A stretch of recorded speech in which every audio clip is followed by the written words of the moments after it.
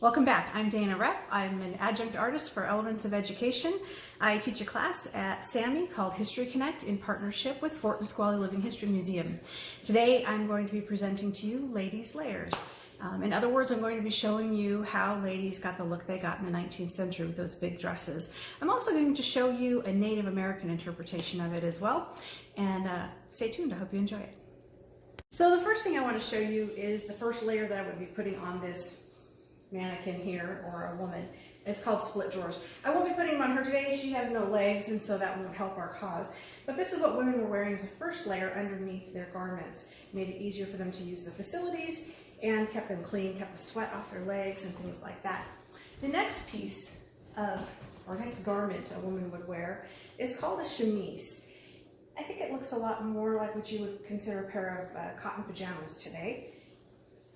But this is what women wore underneath their clothes, the first layer, because adults tend to get dirty from the inside out. So we want something that's going to catch all of the sweat and allow us to remain clean. Women would own probably 7 or 8 chemises. Very commonly, they own quite a few of these because they would change them out every day, like fresh underclothes. So that way they could keep wearing the same dress without having to launder that so much, but they could launder their undergarments and maybe an apron or anything else they put over their garments. The next thing over her chemise she would need is the corset.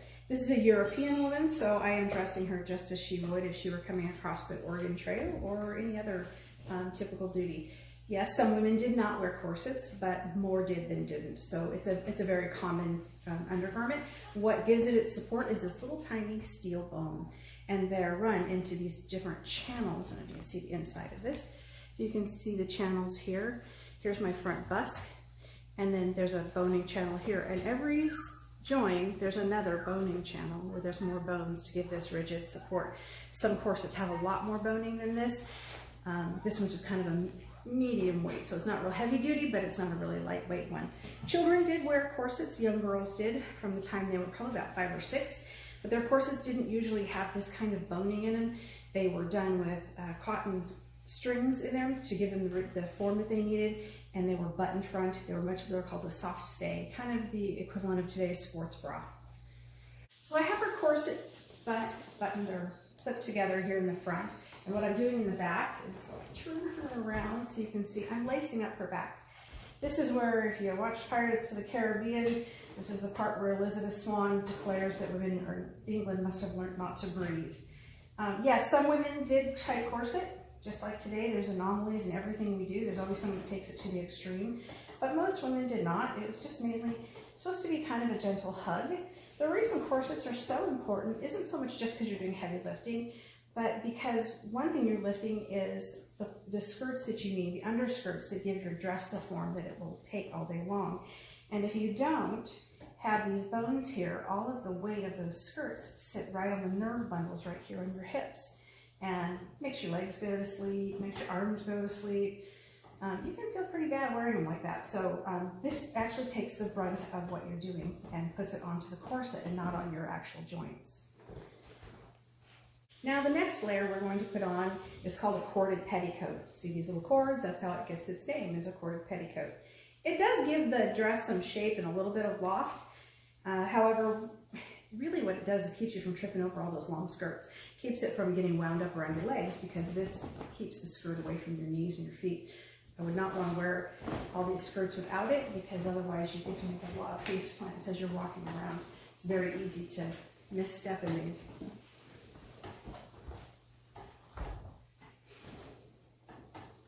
So she has her first layer on. Now she's going to put on a second petticoat. Note that it's red. This was really trendy in the 1850s. Some people thought it meant they were being risque. I think women were just having fun. We've seen pictures of women actually pulling up their skirts in their photographs just so they can show off their pretty red underpants. So now she's got on a chemise, a corset, and 2 petticoats. Now she's got a chemise, a corset, a corded petticoat, a red petticoat, and now we're going to put on her over petticoat. So we're at 3 petticoats now, and she's not fully dressed. So you can get an idea as to why this corset starts becoming very important. Think of the weight of these. Each of these petticoats is about 4 to 5 yards of fabric.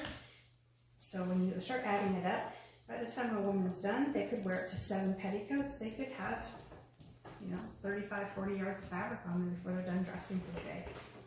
So this is her with her petticoats on. They're stacked. They kind of will lay down a little bit lower so that it keeps it off of her waistline so that it doesn't make her dress too tight. Another little petticoat that a woman might wear in the 19th century in the winter time is a quilted petticoat like this. This is cotton outside, cotton flannel on the inside, and then it's stuffed with wool batting and then quilted down, much like a bed quilt is, only it's turned into a skirt, and you wear this around you so that it would keep you warm. Since it's warm today, I'm not going to put that on her, and it's just an extra layer that I don't really need. Now finally, we're getting to her dress. I'm putting on a work dress on her today. She's just got a simple cotton dress right here. This dress would not be laundered very often. It would be worn every day just about, unless she was doing laundry or had an opportunity to wash it at some point during the year. She might not wash it for months. We know that women coming across the Oregon Trail were not laundering their clothes very much or very often. A lot of them were getting here and finding their clothes were in tatters and rags because that's all they wore all the time. I've got her dress on her. I'm going to finish buttoning her in or hooking her in. Her dress is closed with hook and eyes.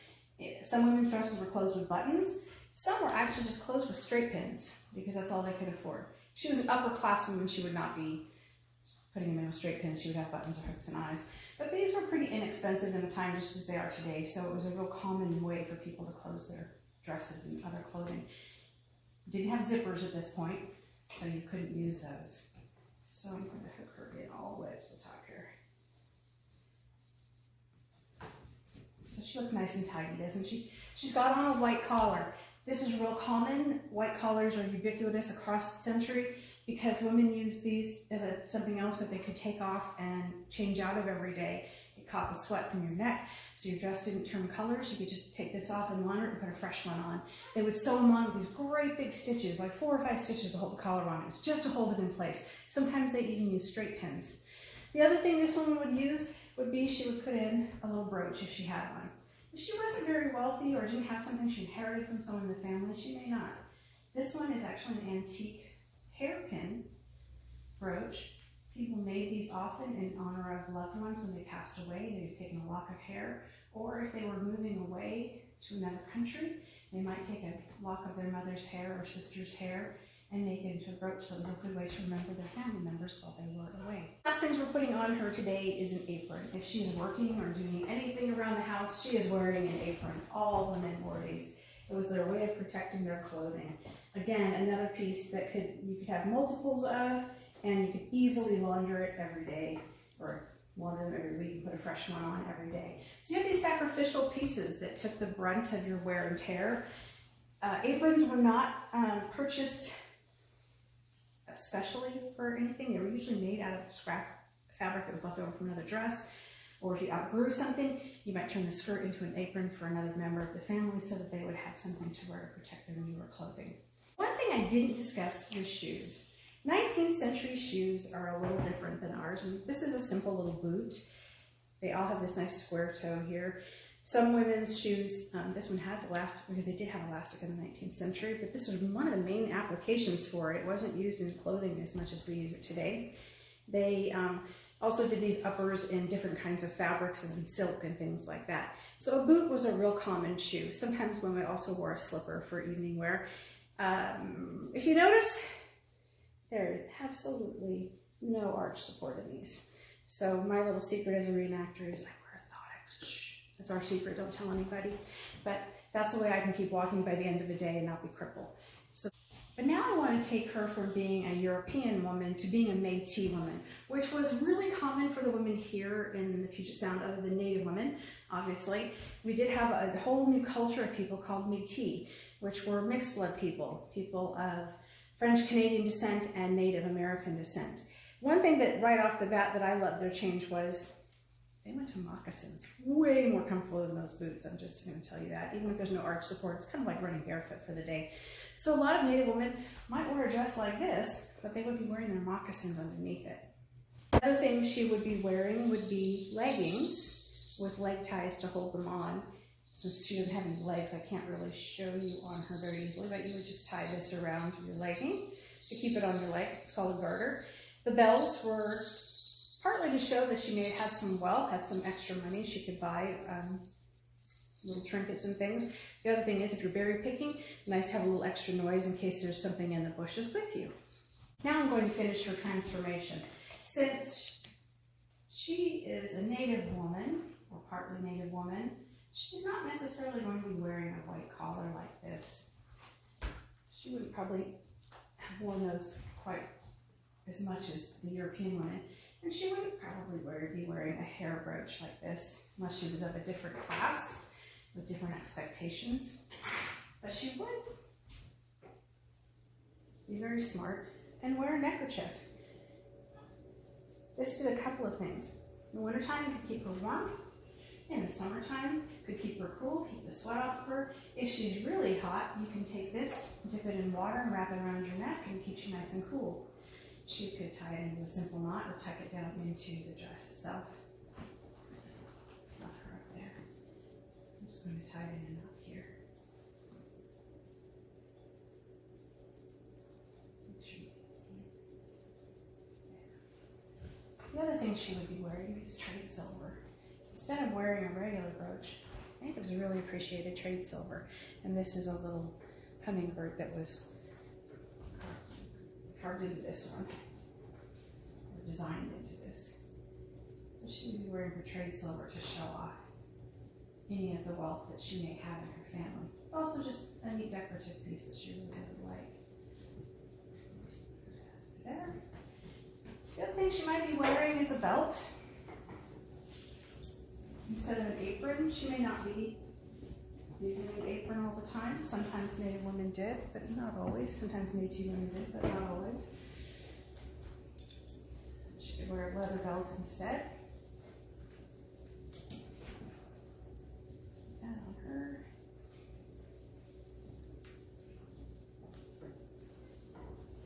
She would have quite possibly a little pouch that she would wear around her waist or her neck. Would hold things in it like her flint and her steel, so if she had to do some fire starting, she would be able to have that handy. It's something they always had. She'd probably also have a little bit of char cloth and some tinder in her pouch as well. I'll just tie it around here.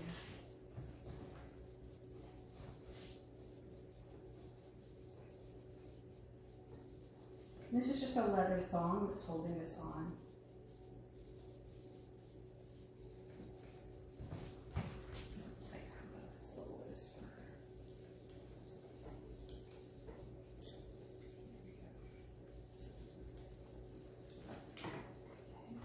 The next thing she's going to do is show you her wealth. And this is how natives showed they had wealth. And the Métis people was with their beautiful beads. These are millefiori. These are really popular in the 19th century. They're collectible today, but you see they have thousands of flowers in them. And the centers are usually a solid color. So they're rolled in the glass that way, in the clay, and made with that.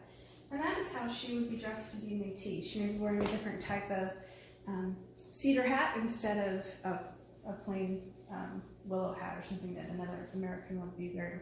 If it was cold, the one thing that they would also do, or two things they could do easily, was they could wear a sontag. This is just like a shawl that you and I would wear. Today, those are real popular. You see people knitting them.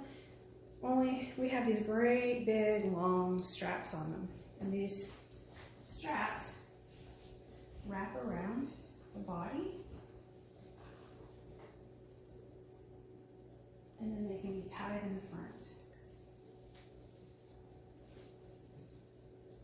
That way she can stay warm, have a shawl on, and still have her hands free, so she doesn't keep holding a shawl. If it's really cold, she might add another wool shawl over it, something like this with plaid. You'll notice colors aren't being strictly matched, and these kind of all go together, but you saw the purple in there, that kind of goes too. Matching all your clothes, pattern for pattern and tone for tone, was not a big thing in the 19th century, so kind of freeing if you like to dress that way. Another thing that you could also wear to keep your hands warm would be a pair of muffetees or fingerless mitts. You want your fingers free so you can still work. but you have this to cover your hands and your wrist to keep you a little bit warmer.